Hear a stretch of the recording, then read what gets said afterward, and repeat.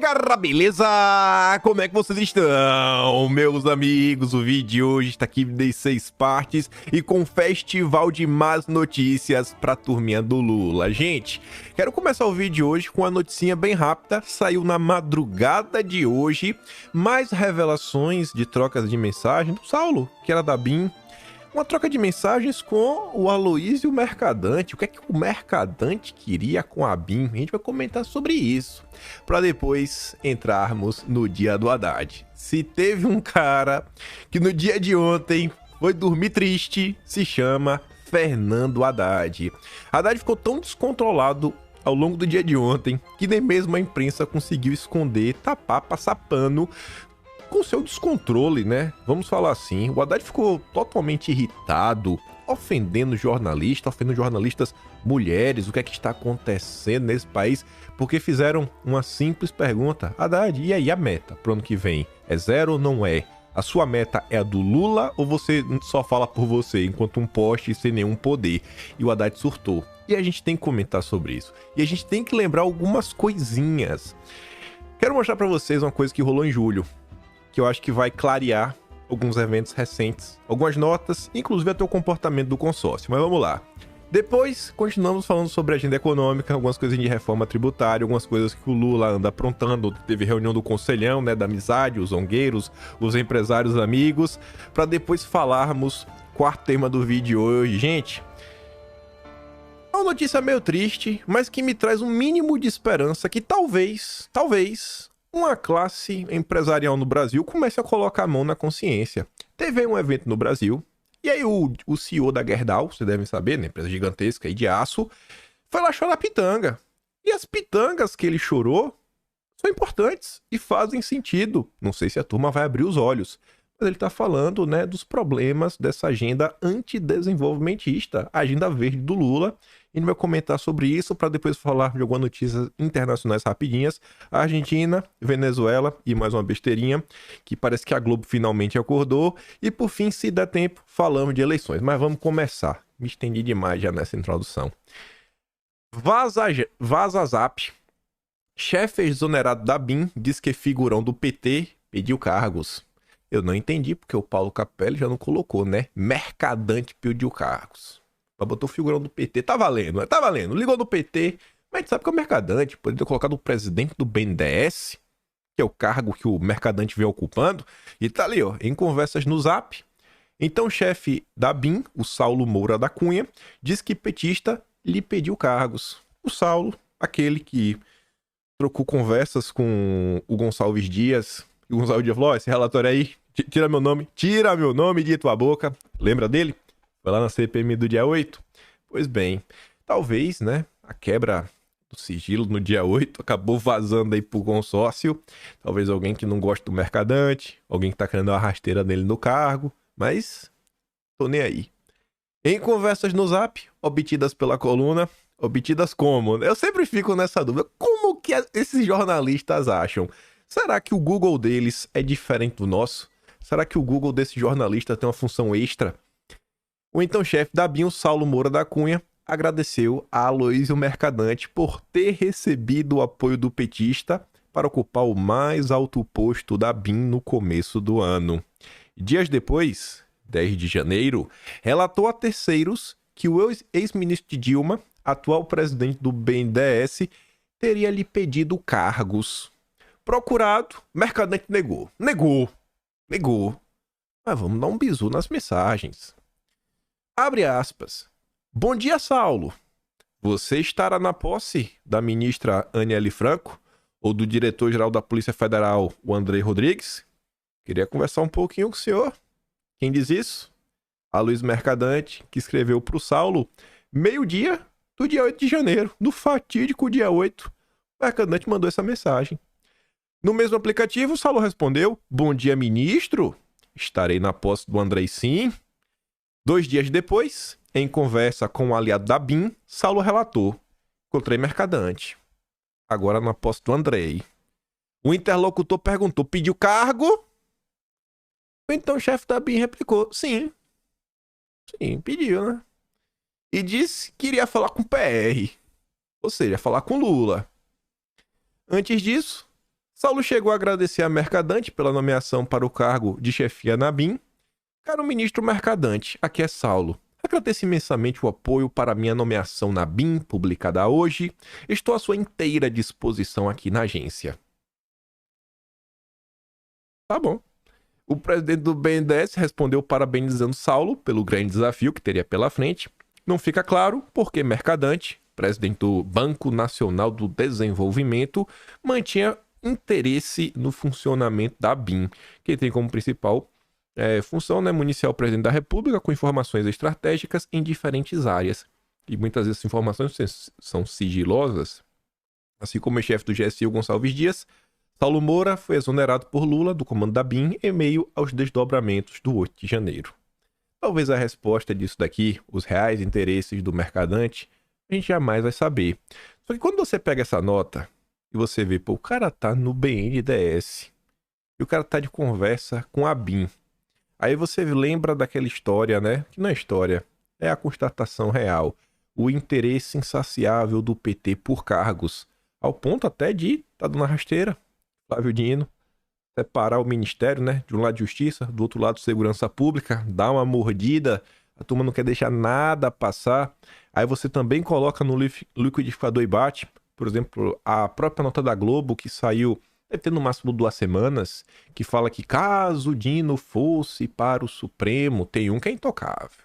Tem uma pessoa que está no cargo que é intocável, é o Andrei. E aí a Globo falava, ó, esse é do Lula. Então você vê que o petista, além do interesse insaciável por cargos, os petistas estão com interesse em cargos relacionados à segurança, né? Os setores de segurança, a BIM dá pra gente falar que também é segurança, né? Por mais que seja informações.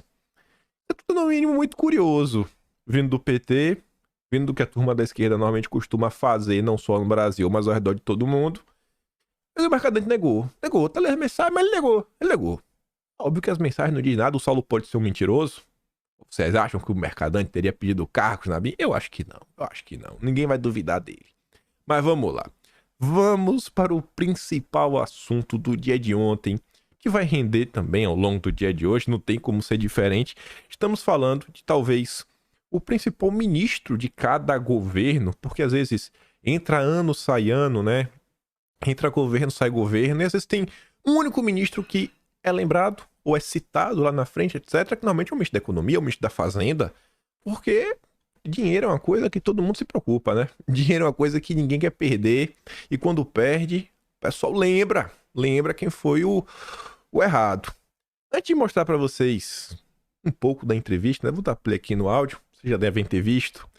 Eu quero começar por essa nota, pra gente mostrar não o que o Haddad fez, mas os petistas. Os petistas estão num nível que eu me questiono. Tem como esse país dar certo? O que o Lula e o Haddad precisam fazer contra o Brasil para o petista criticar? Olha a manchete da Folha. Haddad se irrita com perguntas sobre meta fiscal e deixa coletiva. Veja vídeo. E tem um vídeo. E o Haddad se irritou, até a Miriam Leitão concordou. Assim, tem alguma coisa demais nessa manchete? Eu acho que não. E vocês vão entender porque eu estou perguntando isso. Após declaração de Lula, ministro diz que pode antecipar medidas de 2024 para ajuste fiscal. Leia-se medidas para aumentar mais os impostos e tentar tirar dinheiro de algum lugar para o governo tentar fechar suas contas. E tá ali. O Haddad se incomodou com perguntas sobre a possibilidade do governo não cumprir a meta de zerar o déficit nas contas públicas em 2024. Ele interrompeu a entrevista com jornalistas nesta segunda-feira após ser questionado mais de uma vez sobre o tema. Haddad evitou cravar a manutenção da meta do déficit zero para o próximo ano e disse que pode antecipar medidas de arrecadação por ajuste fiscal. Acabou. A matéria é só isso. Vocês estão vendo alguma coisa demais na matéria? Ela só está relatando. O Haddad, ele ficou irritado. Ele terminou a entrevista, quando ele foi questionado mais de uma vez, o pessoal realmente queria saber, porque perguntava assim, mas e aí, Haddad? O governo está comprometido com essa meta? Aí o Haddad respondia, eu estou. Tá? E o governo? A gente não quer saber do poste, a gente quer saber de quem manda no poste. E aí? E aí, Haddad? Tudo bem. Aí eu adoro ler os comentários da Folha de São Paulo. E nada supera. Os petistas não assinam o Estadão. Não assino a Globo. Mas a Folha de São Paulo é o jornal do coração dos petistas. Ela vai pros comentários. Veja como são as coisas. O Brasil... Se o Brasil fica com a situação fiscal deteriorada, a gente já falou isso várias vezes, mas não canso de repetir. Quanto pior a situação fiscal, maior é o aumento da dívida. Maior são as incertezas que as pessoas olham o Brasil, maior é o medo de investir no Brasil, mais difícil fica o cenário econômico, da economia aquecer, etc. e tudo mais. E o governo, se ele não está fechando a conta, ele está precisando, né, pegar dinheiro para pagar as contas, né, porque está aumentando a dívida. E ninguém vai querer ficar emprestando dinheiro para o Brasil se a taxa de juros for, sei lá, 2%, 1%, juros negativos. Ninguém é besta. Para valer a pena, o Brasil marchando pro abismo, pro colapso, vai que tem uma dívida, vai que deu uma moratória, vai que o Brasil não recursou a dívida. Então, assim, tem que valer a pena para correr o risco de emprestar dinheiro pro Brasil. E para valer a pena faz o quê? Aumenta a taxa de juros. E quem que paga por isso? Todo mundo. As empresas que pegam crédito para fazer os negócios andarem, fazer novos investimentos, tudo mais caro. Você tem uma inflação ao longo desse processo. E aí não é só o cara que quer um financiamento para comprar um carro novo, para comprar uma casa. Não. A sociedade como um todo paga. Então, assim, é algo que, independente do governo, tem que ser criticado, tem que ser cobrado. Pelo amor de Deus. Uma coisa é um período de exceção. Falar, não, olha só, tá passando, né? Um fecha tudo, fica em casa, a economia a gente vê depois. Fala, não, beleza, então abre a exceção. Já que tá todo mundo em casa, vamos pensar que o governo gasta um pouco a mais para tentar compensar. Não pode deixar a turma em casa sem receber nada. Não, tá aqui um tipo de auxílio. A gente entende, é uma exceção. Mas o que o Lula e estão fazendo é uma exceção da exceção da exceção. Porque eles já entraram o ano com a PEC do rombo. Foram quase 200 bilhões. Aí você lê os comentários da Folha de São Paulo. Anete Araújo Guedes. Até o sobrenome é Guedes. Manda vir Paulo Guedes, os militares, Bolsonaro e toda a sua talentosa equipe. Ela tá sendo irônica. Ela não tá falando isso sério. Sérgio Amorim de Andrade. Entre 2019 e 2022, só ouvi latidos. Só latidos. A Folha tá falando, cara, olha só, o país tendo pro buraco, irmão. São números. Aqui não é ideologia, pô. Cobra o Lula. O mínimo de responsabilidade. Só teve latido. Cala a boca. Cala a boca e participando. Newton de Pávia. De Paiva. A matéria é bem ruim. Vou relatar o que aconteceu. Marcos Carneiro. As duas jornalistas que assinam a reportagem, infelizmente fazem uma reportagem fake. Fake. Vou relatar um fato. Em um veículo de comunicação de grande importância que é a Folha, o jornal deveria retirar essa reportagem que não condiz com a realidade, pois é só ver o vídeo que mostra exatamente o oposto. Nem a Miriam Leitão passou pano. Mas é o simples fato de querer atacar o governo e desinformar os assinantes da Folha. Deveria ter um limite para o ridículo, mas neste caso não há. Esses são os assinantes da Folha de São Paulo. Esses são os petistas. D'Artagnan Santos. Ainda bem que minha assinatura já findou. Tchau, Folha. Deixei de assinar. Não quero saber das verdades. Eu não quero saber de fatos. Olha só, a Folha não fez uma matéria opinativa, não fez um juízo de valores, não comentou dos problemas da meta fiscal, né, de você descumprir. Não, ela só relatou. E a turma não quer se deparar com a verdade. Esse é o petismo. José Adolfo Mota de Almeida. Não é verdade. Folha não cansa de passar vergonha. Tatiana de Toledo Lopes. A Folha com a saudade do Paulo Guedes, xingando jornalistas, acabando com a economia, diminuindo a cada mês as expectativas de crescimento e investimento do país. Bom mesmo era ter um ministro que aprovava estado de emergência sem motivo, para poder deixar então o presidente gastar bilhões em ano eleitoral e entregar o país com um rombo sem precedente nas contas públicas. 2022 foi o ano que todo o planeta Terra, basicamente, fez algum tipo de saída fiscal, tributária, subsídio, incentivo para lidar com o problema da gasolina. Meu rádio só Bolsonaro. O petróleo bateu mais de $135, se não estou enganado, o Brent. Mas não. É tudo sem motivo. Que saudade de ver o povo pobre chorando por não ter dinheiro para ir no supermercado. Eita, tempo bom, né? Agora não. Agora não tem mais pobre. Não tem mais morador de rua. Agora tá todo mundo comendo picanha. E o melhor comentário fica pro final. Helena Leite Paz. Gente, o Haddad é quase um Buda. É um Buda. Que paciência monástica. A Folha. Para de criar manchete fake. Haddad, o Buda. Tem que raspar a cabeça. Né? Tem que chegar logo com a maquininha. Dalai Lama. Né? Cuidado com a língua, viu, Haddad? Não vai botar a língua na boca dos outros. Nem tenta. Tu é casado. É o Buda. Depois é o bolsonarista que idolatra Bolsonaro. Não precisou chegar a 10 meses de governo, não. Em fevereiro de 2019, as críticas a uma decisão de um ministro de Bolsonaro e um intocável já tomavam conta das redes sociais. Tô falando de Sérgio Moro, quando tentou nomear Ilona Zabor. Não precisou de 10 meses. Já em maio, no início de maio de 2019, no dia 3 de maio, foi 3 ou 4 de maio, a turma caiu em cima do general Santos Cruz, quando começou a circular a entrevista dele para Vera Magalhães, que ele falava que tinha que regular as redes sociais. Essa é a direita. Ela não se furta das críticas quando são necessárias. Esse aqui é o petismo. Pessoas que não questionam. Essa é a realidade do Brasil. Mas vamos lá. Já que os petistas estão aí, é tudo fake news. Aqui só uma manchete rápida. Irritado, Haddad deixa entrevista sem responder sobre meta fiscal. Poder 360 relatou da mesma forma. A Folha soltou outra nota destacando uma das frases do Haddad. Querida, vai fazer o seu trabalho. Veja a resposta de Haddad em entrevista sobre a meta. Meio duro, né? Já pensou se fosse Bolsonaro falando isso para uma jornalista mulher? Mas tudo bem. Aqui temos o vídeo. Vamos ouvir o áudio, que já dá para entender aí o drama do Haddad. Olha, é público o nome da empresa. Ué, é só você ir no judiciário que você vai ver lá. Qual o nome? Querida, faz o teu trabalho, é público, não é dado sigiloso da Receita Federal. Faz o teu trabalho. Ministro. Querido, aí se você quiser me entender bem, se não quiser me entender bem, eu estou respondendo para você que eu, enquanto ministro da Fazenda, vou buscar o resultado que eu considero o melhor para o país, que é buscar o equilíbrio fiscal, e o que eu puder fazer para que esse equilíbrio seja atingido, eu vou fazer.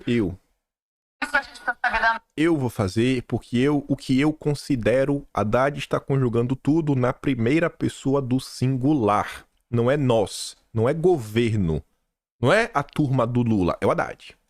E ele não manda em nada. E os jornalistas querem saber mais Haddad e o Lula Haddad. O verdadeiro ministro da Fazenda, o Lula. Ele vai cumprir a meta? Ele quer perseguir a meta fiscal? O que é que tá passando na cabeça do Lula, Haddad? Responde! Para de ficar tergiversando, Haddad. E a turma continua. A gente não, todo mundo, o Brasil inteiro, a meta. E da minha meta está estabelecida, tá bom? Continua mantida a meta de esperar que a minha meta estabelecida. Eu vou buscar o equilíbrio fiscal de todas as formas justas e necessárias para que nós tenhamos um país melhor. Eu insisto na pergunta dos meus colegas. O governo, então, admite mudar a meta fiscal do ano que vem? Sim ou não, ministro? Sim ou não? Eu estou falando para você, já falei a quarta vez que eu respondo. Mas o senhor está tergiversando, ministro. O Ministério da Fazenda, nós vamos levar medidas para o governo para que os objetivos do governo sejam alcançados, independentemente desses contratempos que foram apurados ao longo do exercício e que tem trazido a erosão da base de cálculo dos tributos federais. Mas precisa validar na política as decisões que vão ser tomadas. Existe uma percepção, ministro, do mercado sobre leniência do Banco Central em relação... Aí ele levanta e vai embora. Obrigado. Levantou e foi embora. E não respondeu. Você vê que os jornalistas queriam saber, assim, Haddad, a gente não quer saber a sua opinião, Haddad. A gente quer saber do governo. A gente quer saber se a meta vai mudar. Porque vai ter agora, né, o projeto de lei orçamentária. E aí? Como é que a Lua vai ser relatada? Com a meta de 0, com a meta de menos 5, menos 0,5, menos 0,75. E aí? A gente quer saber isso. É isso que o país quer saber, é isso que os investidores querem saber, é isso que o setor, né, privado quer saber, os empresários querem saber, para poder todo mundo se organizar. E o Haddad não fala.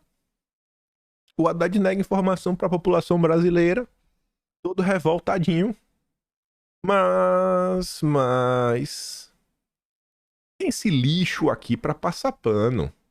Enquanto a imprensa noticia o óbvio. Você vê como foi a nota da Folha de São Paulo? Só noticiou o óbvio? Não. Tem que vir essa desgraça chamada Rede Globo para passar pano. É o tempo todo. Todo santo dia. O que tem que acontecer com esse lixo começar a reportar o que realmente está acontecendo? Olha a matéria da Miriam Leitão. Haddad mostra irritação, foge do tema, mas ele mantém o compromisso com equilíbrio fiscal. Que compromisso que o Haddad manteve, Miriam Leitão?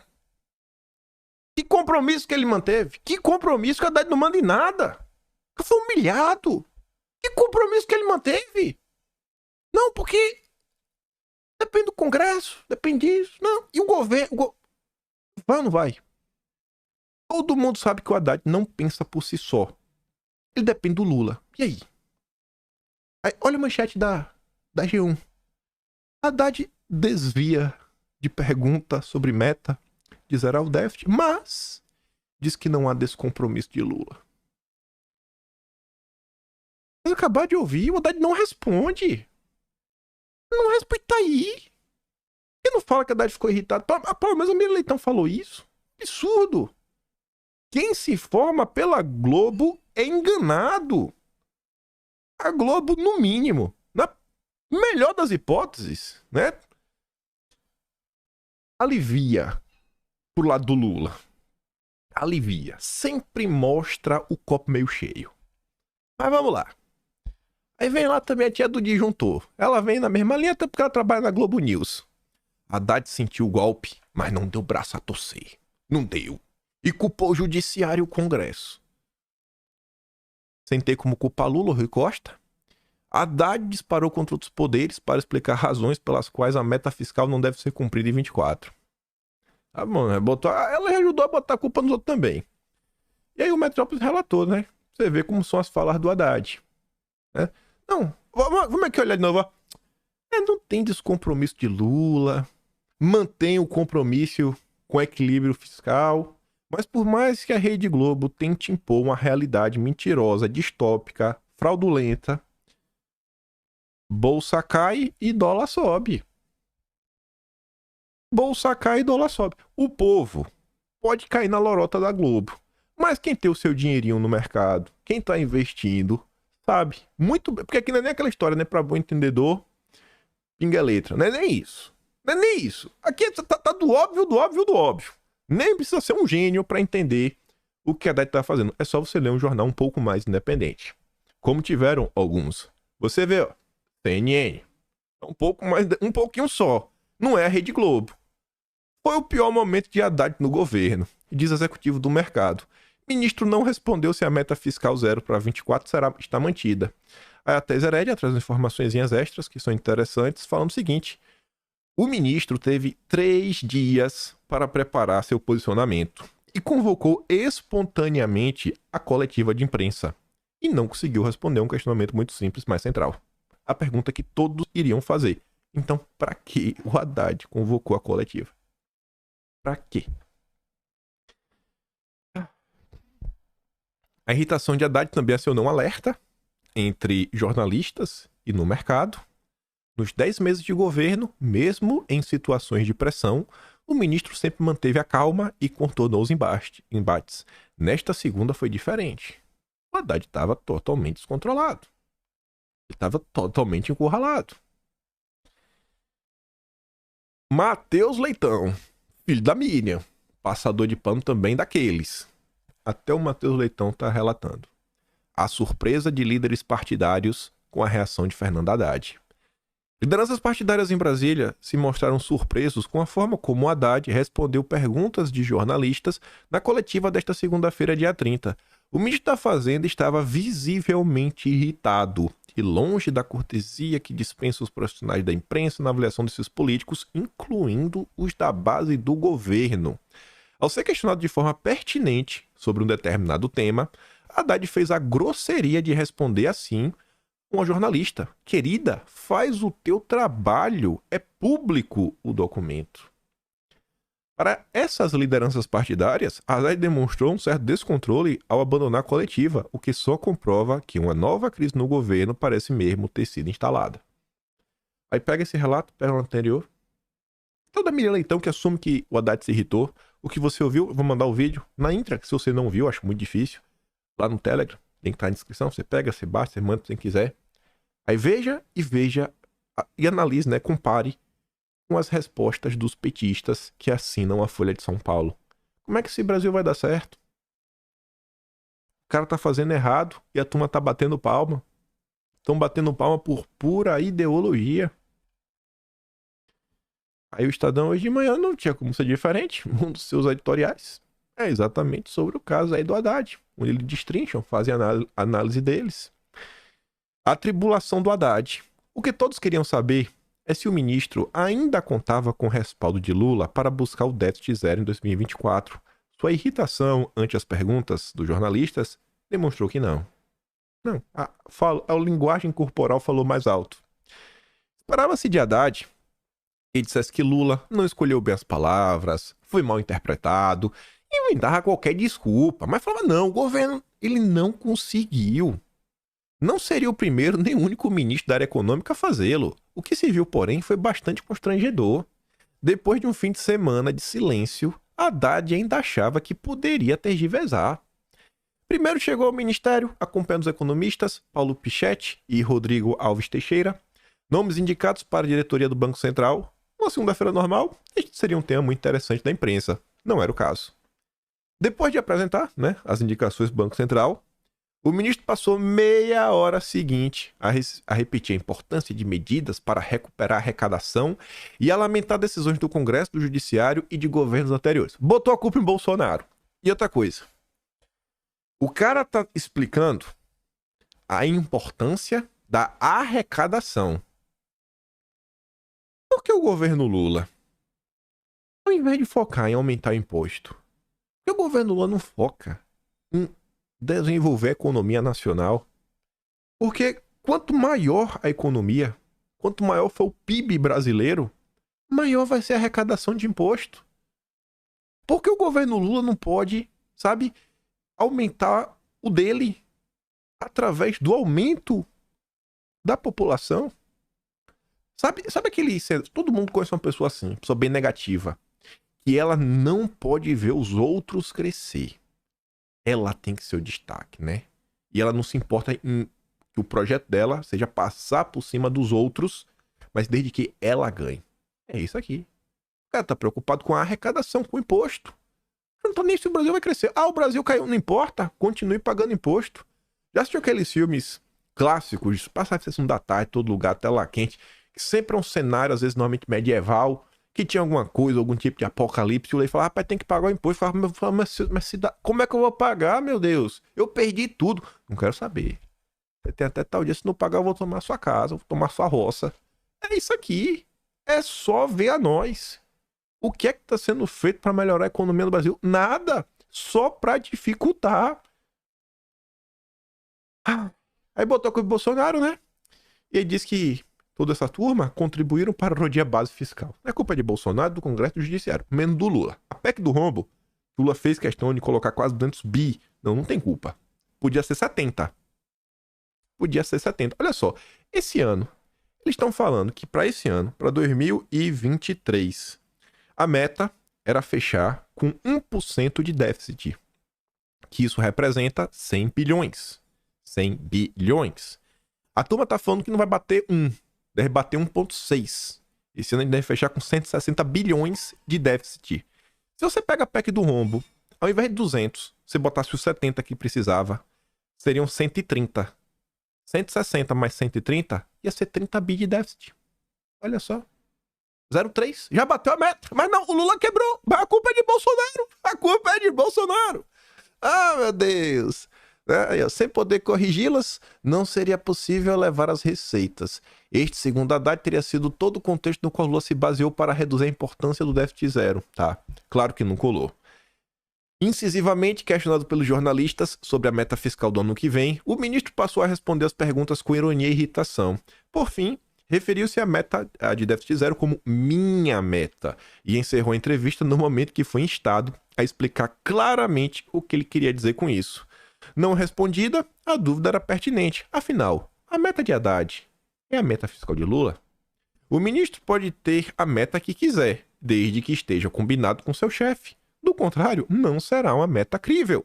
Desde sempre, todos sabiam, inclusive dentro do governo, que a meta do déficit zero era utópica e nunca ficou claro como Haddad pretendia reverter o rombo das contas públicas em tão pouco tempo sem anunciar medidas estruturais para aumentar impostos ou reduzir os gastos públicos. E o Lula não quer reduzir gastos de jeito nenhum. Nenhum, zero.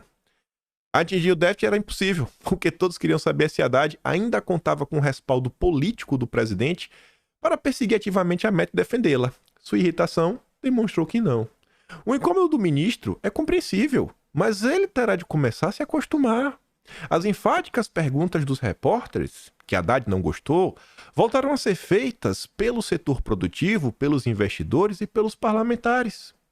Durante a entrevista, o dólar voltou a se valorizar ante o real e olha só, a despeito da onda de enfraquecimento da moeda norte-americana no exterior. O dólar, ontem, estava caindo no mundo todo. Só no Brasil subiu, porque o Brasil está pior do que o dólar. E Bovespa caiu, descolado de alta registrado nos mercados internacionais. A mesma coisa. E os juros futuros continuaram a subir. Embora seja esperado que o Banco Central anuncie uma nova redução dos juros amanhã. Não foi um movimento meramente especulativo, mas demérito do desacreditado Haddad. Não é improvável que deputados e senadores, ao discutirem a LDO de 2024, se citam à vontade para propor alteração da meta à revelia do ministro. Mas, se hoje Haddad sangra em praça pública, a culpa não é das perguntas incisivas da imprensa, é da sinceridade irresponsável do presidente da República. A culpa é do Lula. Eu acho que até o Estadão ia falar, a culpa é nossa. Porque o Estadão ajudou na eleição do Lula, né? Fez o L. Fez o L. Então, vocês têm que assumir o problema de vocês. Vocês têm que assumir, né, a caquinha que vocês fizeram. E aí, nesse contexto, tem um vídeo que é muito bacana, que explica muito bem as coisas. A turma fica sempre no oba-oba. Você vê os números. Os números. Não, assim, vamos começar em 2022. Em 2022 você não tinha os números do PT, porque o PT não estava no governo. E só começou a se discutir a PEC do rombo depois das eleições. Mas você tinha o histórico. E o histórico falava alto, gritava. A imprensa abafou. A imprensa colocou debaixo do tapete. A imprensa, o próprio Estadão falou que o Lula era o chefe da Frente Ampla, que era um Lula novo, que era um discurso renovado, né, que ia ser diferente, confia no Lula. Não, não é assim. E lá vai a turma. Aí chegou o ano. Janeiro, com notícias ruins. Fevereiro, com notícias ruins. Março, abril, maio, junho, julho, agosto, setembro, outubro. Todo mês notícia ruim. Aí você liga na Globo News. A mulher tá, não, tá tudo bom? Não, as coisas estão mais baratas. Não, o pobre tá rico. Não tem mais nenhum pobre no Brasil. Você não é mais discutir nada disso? Não, tá tudo bacana. Todo mundo tem esgoto em casa. Só falta falar isso, né? É o mundo da fantasia. Alice no País das Maravilhas.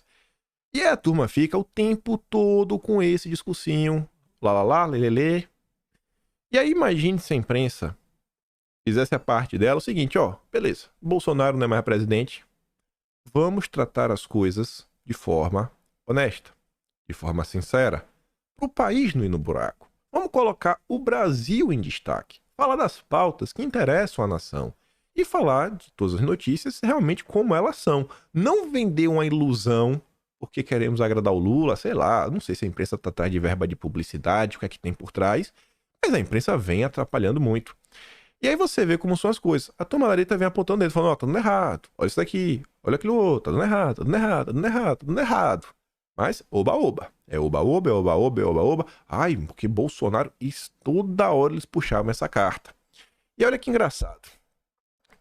O Lula teve um surto de sincericídio, né? Foi muito sincero. Um surto de sinceridade.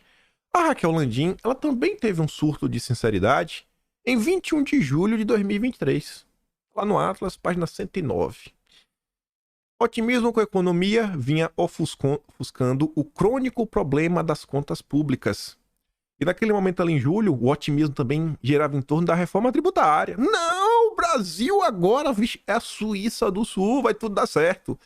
E a direita falando, cara, essa reforma tributária é um problema gigantesco, isso aqui vai dar errado. Essa reforma vai se virar contra o povo brasileiro. Não, não façam isso. Adiantou? Não adiantou. Aí tá no Atlas escrito assim, ó. Raquel Landim, em seu perfil no Twitter, comentava a cortina de fumaça sobre o problema crônico das contas públicas. Muitos dos problemas caros e reais no Brasil estavam simplesmente sendo deixados de lado. Aí tem que ver o vídeo para entender esse contexto, né? Vamos ouvir aqui a Raquel Landim. Entre os especialistas em política fiscal, praticamente ninguém acredita que o ministro Fernando Haddad vai conseguir zerar o déficit no ano que vem. Esses números ajudam a entender a aflição do ministro em tributar logo as offshores no exterior e os super ricos. Medidas que fazem sentido, mas que são difíceis de aprovar no Congresso. Fernando Haddad está em lua de mel com o mercado, mas os números fiscais podem lembrá-lo, em breve, que ele tem o pior emprego do mundo. E os números lembraram ontem, né?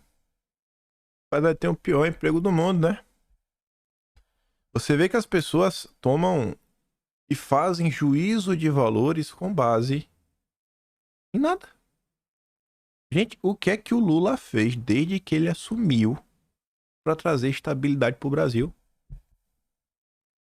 Acabou a lei das estatais. Indicações políticas torta direita. Olha o que está fazendo em termos de gasto de publicidade.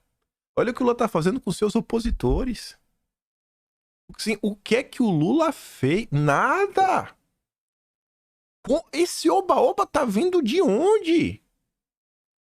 E ontem o oba-oba caiu por terra. Ontem! E você vê que até o próprio consórcio, um surto de sinceridade, ele dito, não, em breve, os números podem lembrar o Haddad. Ele tem o pior emprego do mundo. As pessoas negam a realidade diante delas. Assim, quando vamos começar a realmente tratar os assuntos como eles são? Falar o mínimo de verdade. Você vê, até agora, lemos alguma notícia, comentamos alguma coisa, algum blog bolsonarista? Não. É o próprio consórcio. É porque o consórcio todo santo dia solta alguma coisinha. Se você vai juntando, você vai pegando a história. Você tira a torcida, ó, aqui um pouquinho, e tamo aí. Fala que é fake news agora. Quem disse foi a Raquel Landim. E tava certo, né? Aí você mostra isso. Não, porque você é pessimista, você está torcendo contra o governo. Chegaremos lá. Ainda falta de reforma tributária. A gente vai até lembrar disso daí, né? Do otimismo. Mas antes, ontem, olha quem apareceu para defender o Lula. Importante é o crescimento. O fiscal se ajusta. Diz Ana Botim, presidente global do Santander, sobre fala de Lula. A Gleisi Hoffmann referendou e fala, ó, por que no Brasil as vozes do mercado e seus representantes da mídia são tão primitivos e rudimentares? Fica no mercado. Eu explico, Gleisi, que mais uma vez a situação fiscal se deteriora, o governo começa a se endividar com juros altos. Quem que vai ganhar dinheiro com isso? Normalmente quem empresta dinheiro pro governo, né? O título da dívida, etc, tudo mais. Tradução, os bancos. Quanto mais endividado o Brasil, um país fica, melhor pros bancos. O banco ganha emprestando dinheiro, né? Então, meio óbvio, né? Meio óbvio que é presidente do Santander. Sabia isso se o Brasil quebrar. Óbvio, né, Gleisi? Pelo amor de Deus. E com certeza os petistas, se você for nos comentários, falam, é isso aí, Gleisi. É isso aí. Estão sabotando o Lula. Aí pegando aí o vácuo aí da questão de banco. Olha essa nota. Lula ignora a diversidade de indicações ao Banco Central, que só terá uma diretora em 2024. Eu acho que isso daí, vocês não ligam, porque acho que uma parte de vocês está preocupado com o seguinte, as pessoas que o Lula indicou são capacitadas ou não? Mas era promessa de campanha do Lula. Assim como foi a Caixa, que o Lula acabou de dar uma rasteira na Rita Serrano, fez o L, fez campanha para colocar os amigos do Lira. O Lula agora, né, tá limando mulheres no Banco Central, a ponto que, ó, o Banco Central passará a ter apenas uma mulher. Enquanto ela deixar, né? A gente não sabe. Porque o mandato dela vai até 31 de dezembro de 2024. Depois disso daí, irmão, aí, talvez não tenhamos mulher nenhuma. Porque, como Lula diz, né? Ele dá ligação pros partidos, não é culpa dele se o partido não tem mulher pra indicar. Embora o governo Lula defenda publicamente que haja maior diversidade em postos de comando, tendo inclusive lançado recentemente a iniciativa Brasil Sem Misoginia, o que se vê na prática são ações que vão na direção contrária à equidade de gênero. Inclusive ontem teve a reunião do Conselhão do Lula. Eu sei que tá meio longe, mas se você der um zoom, o pessoal tá meio o pessoal tá precisando tomar um bronze, né? O pessoal meio branquinho, rapaz. Você vai tomar um bronze. Esperava um pouco mais de diversidade vindo do Lula. Vindo do Lula, esperava um pouco mais de diversidade. Você tá vendo ali, não? Beleza, tem uma mulher ali no meio, mas acho que tá majoritariamente homens brancos. Lula prometeu, né? Diversidade. Mas na hora, os amigos do rei, dos campeões nacionais, aí o Lula esquece isso. Só pra mostrar a hipocrisia do PT. Porque vejam só. O oba-oba. Aquele oba-oba que a Raquel Landim falou.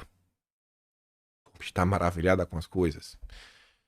Eu nunca tinha pegado, sei lá, véio, as leis tributárias do Brasil pra ler antes da discussão da reforma tributária. Pobre só paga imposto e reclama que está sendo roubado, né? É o padrão. Nunca tinha me preocupado. Mas do momento zero que saiu a reforma tributária, peguei para dar uma olhada rápida no que eles estavam propondo.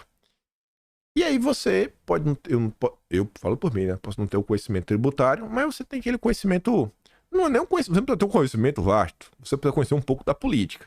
Você vê quais são as ideias que estão sendo propostas. A origem das ideias. Tem um monte de coisinha de agenda verde, etc e tudo mais.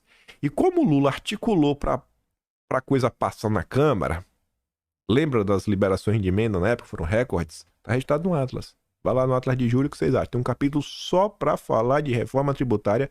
E dentro desse capítulo tem um subtema só com as notícias relacionadas à liberação de emendas. Pra ver como tá fácil de achar. Tudo clica e é redirecionado.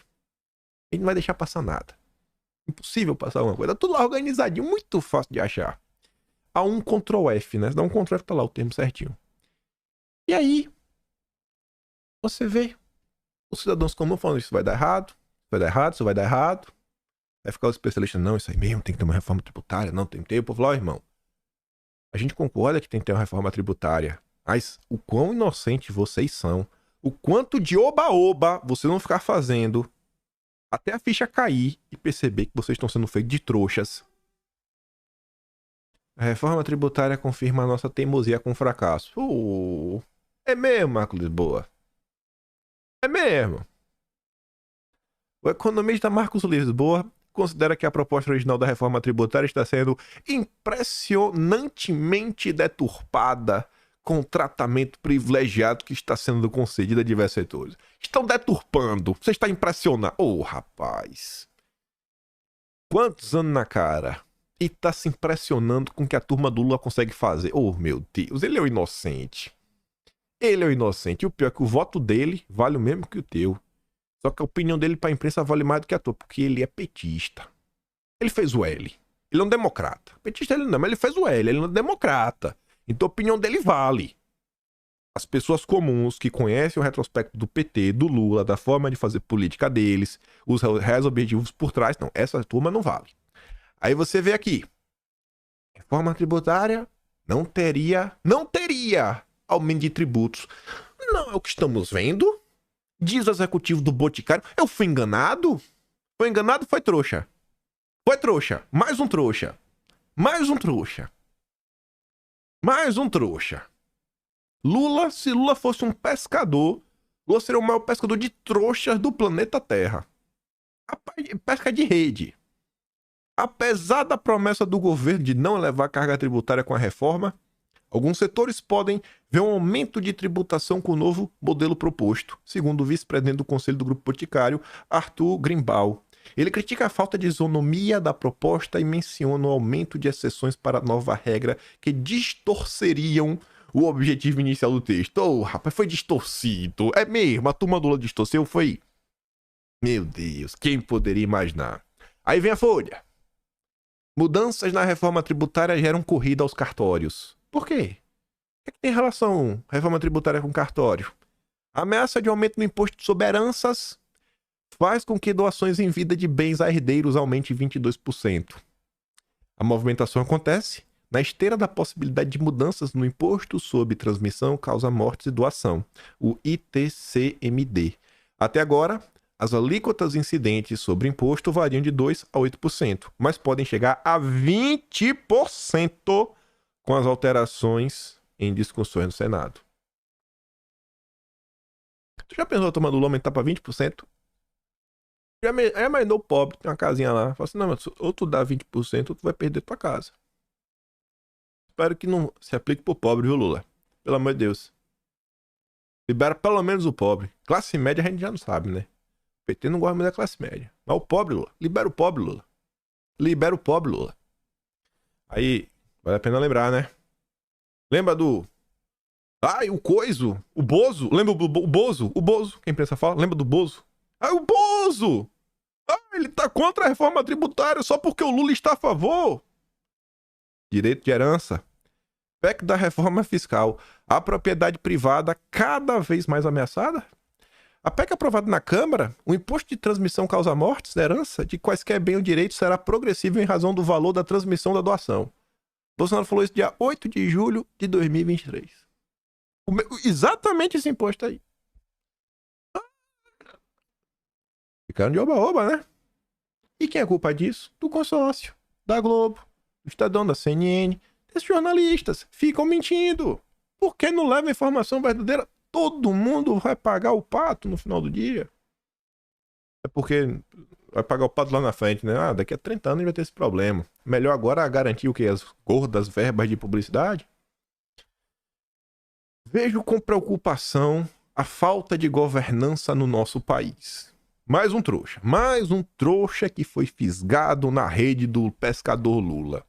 Em evento do LIDE, empresários executivos discutiram o cenário da governança corporativa no Brasil. Quem é? O ex-ministro Luiz Fernando Furlan. Afirmou que vê com preocupação o que chamou de falta de governança no Brasil. E ele estava se referindo a quê? Bom, estava lá no LIDE, na ocasião. O executivo fez menção à queda das ações da Petrobras nesta semana, após a proposta de mudanças no Estatuto da empresa, que foi vista como uma brecha para ampliar indicações de cunho político na petrolífera.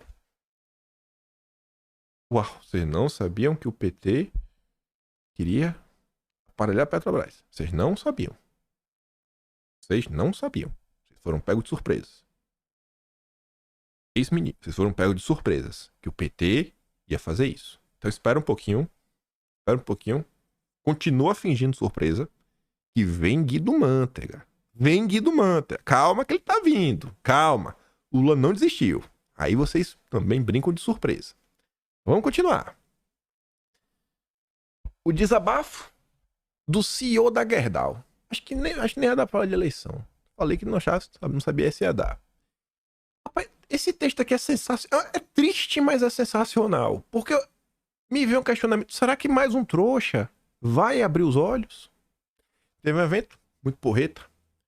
Frente, né, parlamentar Brasil Competitivo. Momento Brasil Competitivo. Tem até uma frente parlamentar. Foi em São Paulo. O tema eram as oportunidades verdes no Brasil. Vamos falar de verde. O tema é SG na veia. Você entrava lá, ganhava uma dose de SG. Mas Gustavo Werneck roubou a cena com um discurso sobre a situação dramática com a competição com os comunas. Aquele país vermelho. Aí veja, abre aspas. Já vai falar dele. A coisa mais importante para descarbonizar o setor industrial é ter indústria. Falou óbvio. Pronto, a plateia... Ele falou óbvio. Petista surta. Petista não pode ouvir o óbvio. Gente, isso é sério. Isso aqui pode dar cadeia. Petista, quando ouve o óbvio... Meu Deus, chega a dar infarto. Petista não aguenta ouvir a verdade. Se não tem indústria, não precisa descarbonizar nada. Nesse momento aqui, certeza, 3 desmaiaram. Eu, sinceramente, estou no momento em que acredito que estamos indo pelo caminho mais fácil, que é não ter indústria no Brasil. O Lula tá falando de descarbonizar. Como é que você vai descarbonizar se nem indústria você tem? Você não tem nem indústria no Brasil. E tá com esse papinho de descarbonizar. O cara meteu essa. A pessoa desmaiou, né? Deve ter chamado a SAMU, resgatar os petistas. É muita verdade. Em 4 linhas. 3 verdades. Não, calma, cara. Calma. Ele deve ser de um conselhão, né? Pra falar isso sem medo de sofrer nenhum tipo de retaliação. Disparou Werneck, dando um tom do que viria pela frente nos próximos 10 minutos. Num discurso de indignação, ele usou a palavra dramático 5 vezes para ilustrar a situação da indústria nacional e elencou as dificuldades sofridas pelo setor siderúrgico com a enxurrada de aço comuna que tem chegado ao país. Me lembro em 2015, por exemplo, nós tomamos uma decisão muito significativa de investir 5 bilhões de reais em equipamentos para a produção de aços planos em nossas usinas de Minas Gerais. Na crença que a gente teria uma indústria naval no Brasil. Nunca veio.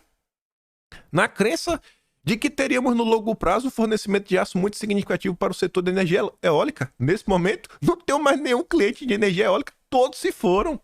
E aí você votou no PT de novo. Você fez o L. Não sei, né? Tô perguntando. Eu tô nervoso já.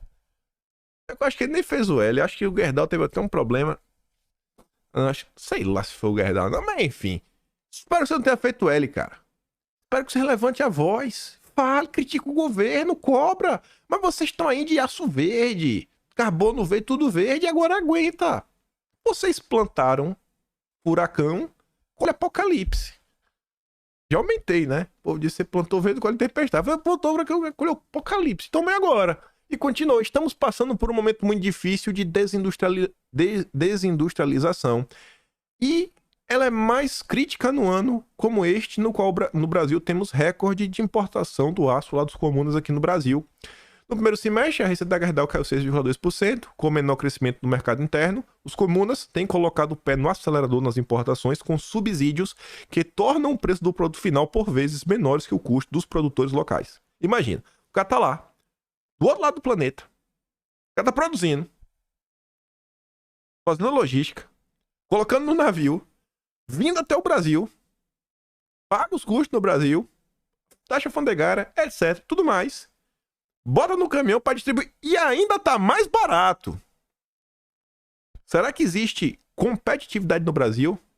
Será que o mercado brasileiro tem alguma chance de competir? Olha o trabalho que os caras conseguem ter um preço melhor do que o Brasil. Recentemente, a Gerdau concluiu um investimento de 250 milhões de dólares na usina de Pindamonhangaba, no interior de São Paulo, para a produção de aços limpos, mais leves e resistentes, e utilizados principalmente pela indústria de carros híbridos e elétricos. Fiz um investimento muito significativo na esperança que essa indústria aconteceria. Eu estava na esperança. E nos deparamos com a situação em que clientes tradicionais, produtores de automóveis no Brasil, como a Ford, deixam o Brasil. Temos uma apresentação muito forte de veículos importados. Tem essa BYD. Build Your Dreams. Dreams é sonhos, né? Construa os seus sonhos. Talvez ela tenha construído o sonho de alguém, mas certamente não é o meu. Porque para um veículo desse a gente não vende sequer 1 quilo de aço. A gente não vende 1 quilo de aço. Acho que essa fábrica vai comprar? Agora veja como são as coisas. Para os comunas, funciona, ele produziu o carro dele, usando o aço dele e os componentes que ele produz. Mas pro Brasil, não. Nada no Brasil funciona. Tudo no Brasil tem que vir de fora. Porque não existe indústria nacional. E qual a preocupação do Lula? Eu não faço a mínima ideia. Eu acho que é passear pelo mundo e ganhar um prêmio Nobel. Ficar hospedado em hotéis caros e ser um vassalo do Biden. Em um momento no qual precisamos criar condições para a camada da população brasileira entre 18 e 25 anos, que tem um desemprego na faixa de 25%, eu estou na infelicidade de ter demitido 700 pessoas esse ano. Isso aqui é de lamentar. Mas e aí? Aí você vê, ó. Segundo o executivo da Gerdau, ele consegue produzir um aço com 1/10 das emissões de carbono da China. O meu aço é verde. O meu aço é limpo, é descarbonizado. Por conta da matriz energética brasileira, etc. Lá eles usam carvão. Aí o mundo real bate na porta. O seu Gerdau.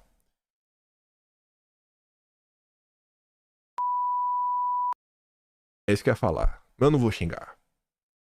Seu Gerdau. O aço dele é mais barato, viu, pai? Pega o teu aço verde e enfia. Entendeu, né? Deixa eu ver se tá funcionando. Tá funcionando. Tá funcionando. É assim. Ah, o meu aço é verde. O dele é mais barato. Será que o problema não é exatamente esse, Gerdau? Será que o problema é que o teu aço não é barato o suficiente? Trouxa. Vai lá, pescador de SG. Vai lá, bota mais agenda verde na empresa. Tá pouco. Estamos num momento dramático. O que é uma pena, porque conseguimos construir uma capacidade produtiva muito competitiva do ponto de vista ambiental. E do ponto de vista de preço. Seu trouxa. Ai, mas eu estou salvando a mãe Gaia. Trouxa. Vai lá. Bota o dedo na cara dos comunas. Cadê esses grandes empresários para se levantarem e falar aqui, ó, europeu, você tá comprando naquele país? Olha o que eles estão fazendo. Agora, quando vem no Brasil, é due diligence. Não, isso aqui tem que mostrar rastreio, não que tá produzindo, aí acabou no veio, né? Agora é ter o selo verde da Amazônia. Vocês estão vendo aqui na prática. É demissão, é perda de mercado. Ah, mas ambientalmente eu sou tão competitivo e ninguém liga pra você, senhor Gerdau. Aí você ouviu o BNDES do Lula. O projeto de fundo verde do BNDES tem simpatia de Haddad e pode avançar na Câmara antes da COP. Fundo verde do BNDES. Rayara diz, ó, BNDES patrocinando SG. Quem tem projetos sustentáveis terão juros menores. E o resultado para o país? Aí agora, olha o que a esquerda gosta de fazer. Olha como a esquerda gosta de impor controle. Veja o que está acontecendo em termos práticos com a agenda verde. As empresas brasileiras estão perdendo espaço para as comunas. Então, você que não gosta do país vermelho, aquela parte da direita que já entendeu como o comunismo, como o país vermelho é um problema. Agora, cara, junta uma coisa com a outra. Vê como essa agenda verde está ajudando os comunas. Veja, o que mais precisa acontecer neste país para as pessoas começarem a despertar para esse tema. Gente, olha como está avançando as coisas. Olha o relato de uma das maiores empresas brasileiras. A Gerdau devia ser motivo de orgulho nacional. Sério mesmo, pô, uma baita empresa. É muito difícil fazer uma empresa do tamanho da Gerdau. Mas ele perdeu a competitividade de preço, né? Porque ele foi buscar a competitividade ambiental. Veja como as instituições da norma SG são usadas para impor sua agenda através do abuso de poder econômico e político, criando condições não isonômicas entre empresas. Vão asfixiar quem não seguir a cartilha europeia globalista. Espero que aquele discurso do Gerdau tenha dado uma chacoalhada, mas acho que não vai dar. Me anima que eu quero acreditar. Eu quero acreditar que a turma vai começar a se questionar. Porque lá fora, e o Brasil é atrasado. Lá fora, pelo menos nos Estados Unidos, a turma já começou a ver. Esse negócio de SG tá dando errado. Esse negócio de SG tá quebrando o país. Aí, ó. SG, fumaça volta a encobrir Manaus e afeta a qualidade do ar. Queimadas estão por trás do problema. Esse é o Lula, né? Não, o Homem Verde. Tá salvando a mãe Gaia, né? A fumaça de Manaus deve estar vindo de Marte. Olha esse gráfico. Olha esse gráfico. É um infógrafo, né? As economias que estão crescendo mais rápido em 2024. Segundo lugar, até o momento, Guiana, quase 27%, que a gente sempre está falando dela, margem equatorial. Em verde, são países que estão na Ásia no Pacífico, né? Região Ásia, no leste asiático. Azul, são Américas. Só tem um país entre os 20, que é a Guiana. Em amarelo, que está ali, é África subsaariana. Vermelho, Oriente Médio e Norte da África. Essas são as economias que estão mais crescendo no planeta. Onde está o Brasil? Dentre esses países, tem países que são ditaduras. Até as ditaduras estão melhor que o Brasil. Até as ditaduras estão melhor do que o Brasil de Lula. Que é uma ditadura disfarçada, né? Meu Deus do céu. Renato fala assim, ó. A Guiana foi o país que em 2022 teve o crescimento mais rápido do mundo, com aumento de 62% no PIB. Possivelmente eles alcancem essa marca também em 2023, com uma projeção de 37%. Assim como o Brasil, a Guiana também possui reservas de petróleo na margem equatorial. A diferença é que, na Guiana, as ONGs, os ambientalistas e a mídia permitem que o petróleo seja explorado. Já no Brasil, tem a Globo, tem a Marina, tem o Ibama, tem Lula, tem os zongueiros. Afinal, você já sabe. Estão novamente renegando o desenvolvimento do Brasil, um país que vive em uma coleira. O que mais precisa acontecer? Está dando errado em tudo. As empresas, você está vendo o relato das empresas, está vendo os relatos de reforma tributária, está vendo os relatos da questão fiscal no país, você está vendo a falta de governança, seja com Petrobras, seja com outras indústrias, seja cargos tipo o que o Lula está fazendo na Caixa Econômica Federal. O que mais precisa acontecer é as pessoas acordarem. O que mais precisa acontecer?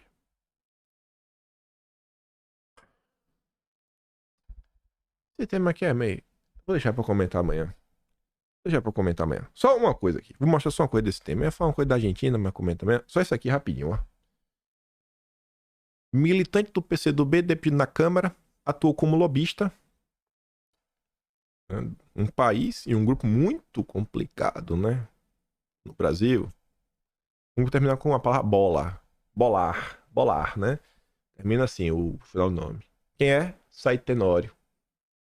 Com algumas semanas de atraso, a Globo falou sobre isso, né? Fiquei surpreso. E aí também destacou, né, que o Said, nos últimos 13 anos, ele ocupou diversos cargos na Câmara e no governo federal, exerceu cargos no Palácio do Planalto, no Ministério dos Esportes, no governo Dilma Rousseff.